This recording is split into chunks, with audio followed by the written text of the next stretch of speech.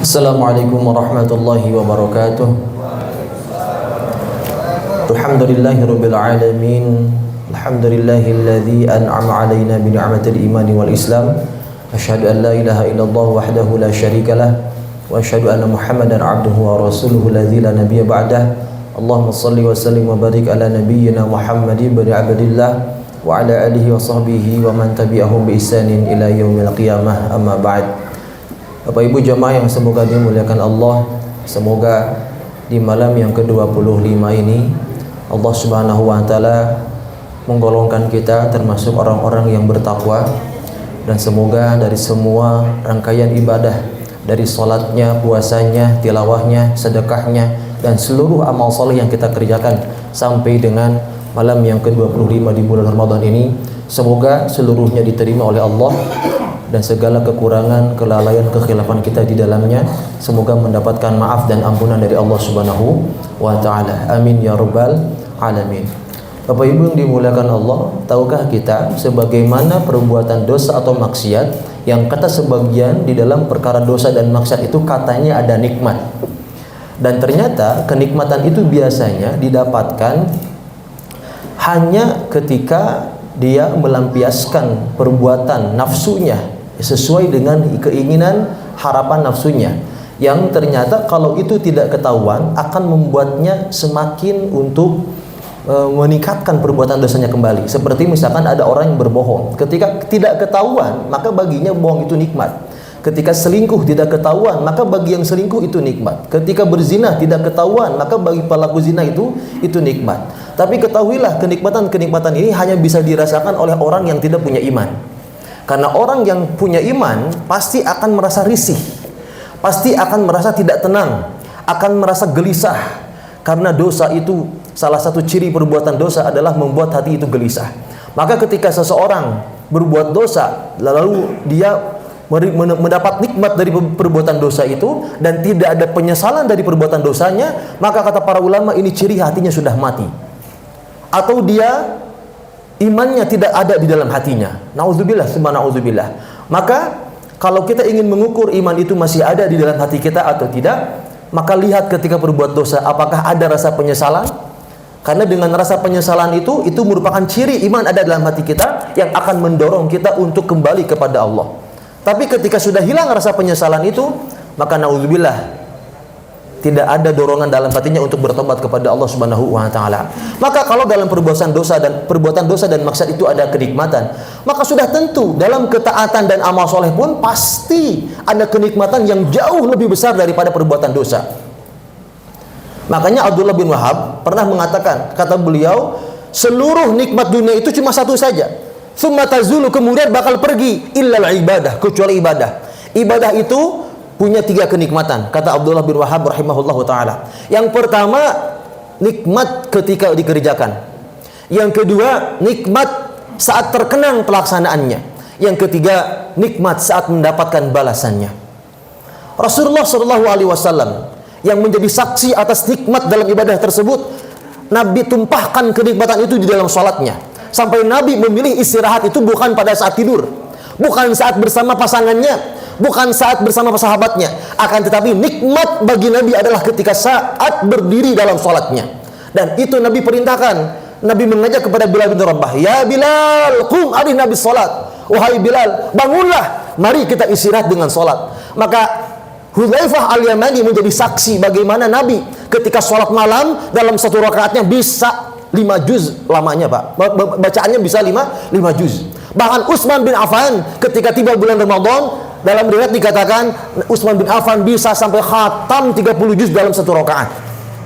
Bahkan ada juga sahabat Nabi yang ketika itu kalau tidak salah namanya Ali bin Abi Thalib radhiyallahu anhu, ketika kakinya terkena panah, lalu tabib yang mengobati Ali bin Abi Thalib ini angkat tangan karena lukanya saking besarnya itu tidak bisa langsung dicabut.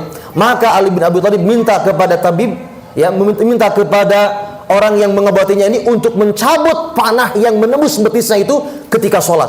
Apa yang terjadi jamaah yang dimuliakan Allah?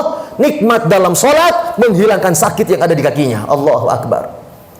Maka kenikmatan itu cirinya senang mengerjakannya. Orang yang nikmat tidak mungkin tergesa-gesa.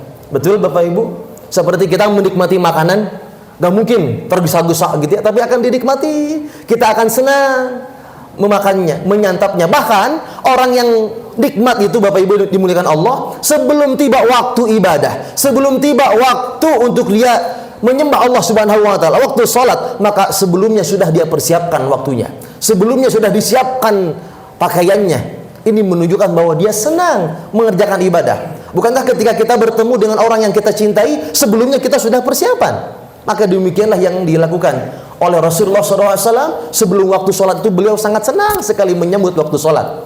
Yang kedua, tenang mengerjakannya, tidak tergesa-gesa. Karena tidak ada ketenangan, tidak ada nikmat dalam ketergesa-gesaan. Ada orang yang dikir sabirullah, sabirullah, sabirullah, sabirullah, sabirullah, sabirullah, sabirullah, sabirullah. Yang kedua sabirullah, sabirullah Pak. Saking cepatnya. Bandingkan dengan istighfar berikut. Astagfirullahaladzim, astagfirullahaladzim. Ini lebih berisi Pak, daripada sekedar memperbanyak jumlah istighfar yang dibaca. Karena di dalam ketenangan itu ada kenikmatan di sana. Kemudian yang ketiga, terkenang pelaksanaannya. Seperti kita Bapak Ibu dimuliakan Allah, ketika mendapati ada makanan yang begitu enak, kita bakal minta lagi besoknya. Nanti masak lagi ya. Atau kalau kita ke sebuah restoran, makanannya enak, kita bakal datang lagi ke sana. Karena apa? Terkenang, enak makanannya. Maka demikianlah sholat bagi Nabi, tilawah bagi Nabi, itu akan terkenang terus-menerus. Sehingga ketika Nabi istirahat, Nabi memilih istirahat di dalam sholatnya. Dan bagi orang beriman, salat itu merupakan mi'rajul mukmin, mi'rajnya seorang mukmin kepada Allah Subhanahu wa taala. Lalu pertanyaannya, di mana nikmat itu bermuara? Muara nikmat ibadah itu ada dalam hati kita. Sebagaimana nikmat makanan akan terasa ketika jasmani kita, tubuh kita merasa sehat. Tapi seenak apapun makanan ketika tubuh itu sakit, meriang, enak tidak Pak? Hambar rasanya. Maka kalau sekarang nikmat ibadah, mau tilawahnya, mau sholatnya, mau sedekahnya, mau apapun bentuk ibadahnya, kalau terasa hambar, sering kali kita merasa ngantuk, merasa bosan, tergesa-gesa, tidak senang, tidak terkenang, bahkan terpaksa, maka jangan-jangan hati kita berpenyakit. Karena kalau hati ini sembuh, akan terasa nikmat ibadah dalam hati kita.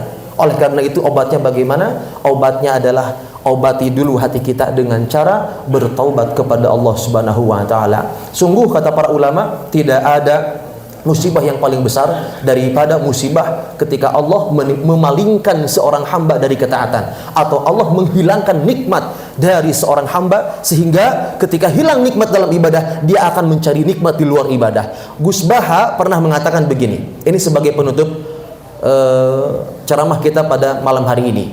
Kalau kita sudah mendapat nikmat di dalam ibadah, maka mustahil mencari nikmat di luar ibadah. Karena hakikatnya orang yang sekarang berbuat dosa, berbuat maksiat itu mereka sedang mencari kenikmatan.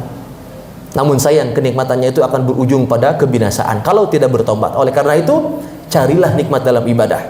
Nikmat sholat, nikmat tilawah, sehingga kita bisa berlama-lama di dalamnya. Dan orang yang sudah mendapatkan nikmat ibadah, kata Imam Ibnu Taimiyah, dia telah mendapatkan surga di dunia. Ada dua surga yang disebutkan oleh Imam Ibnu Taimiyah, yang kalau dia mendapatkannya di dunia, insya Allah di surga dia bakal mendapatkannya. Nikmat yang pertama, surga pertama di dunia, kata Imam Ibnu Taimiyah, adalah ketika bisa mendapatkan nikmat tatkala kita berzikir kepada Allah. Alladzina amanu wa tatma'innu qulubuhum bidzikrillah. Allah berfirman, orang yang beriman itu hati mereka nikmat. Hati mereka itu tenang, tentram. Bukankah ketentraman itu merupakan kenikmatan ketika mereka mengingat Allah? Lalu Allah tegaskan, ala bidzikrillah tatma'innul qulub. Tatma'innul qulub. Ingatlah, hanya dengan ingat kepada Allah hatimu menjadi tentram. Kalau kita sering bertasbih, berzikir, beristighfar dan beramal-amal apapun itu, tapi belum mendapat ketenangan, jangan disalahkan zikirnya, tapi salahkan hati kita yang barangkali pekatnya dosa menghalangi rasa nikmat masuk ke dalam hati kita. Yang kedua, kata Ibnu Taimiyah, surga di dunia adalah ketika merasakan lezatnya interaksi dengan Al-Quran. Karena Al-Quran yang dibaca memberi petunjuk, menjadi cahaya, menjadi obat kalau kita benar interaksinya. Membaca pesan saja Pak, kalau pesan itu lucu, kita bisa ketawa, betul?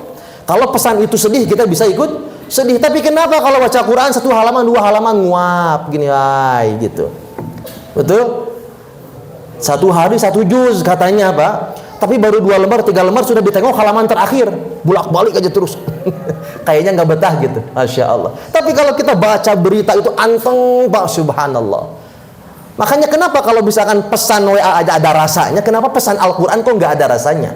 Maka kalau sudah mendapatkan dua rasa ini Pak, nikmat pada saat berzikir kepada Allah, nikmat saat berinteraksi dengan Al-Quran, ini surga di dunia. Yang mudah-mudahan kalau kita sudah mendapatkan itu, semoga di surga Allah berikan surga yang sebenarnya, insya Allah. Aku qouli hadza astaghfirullah li wa lakum. Assalamualaikum warahmatullahi wabarakatuh.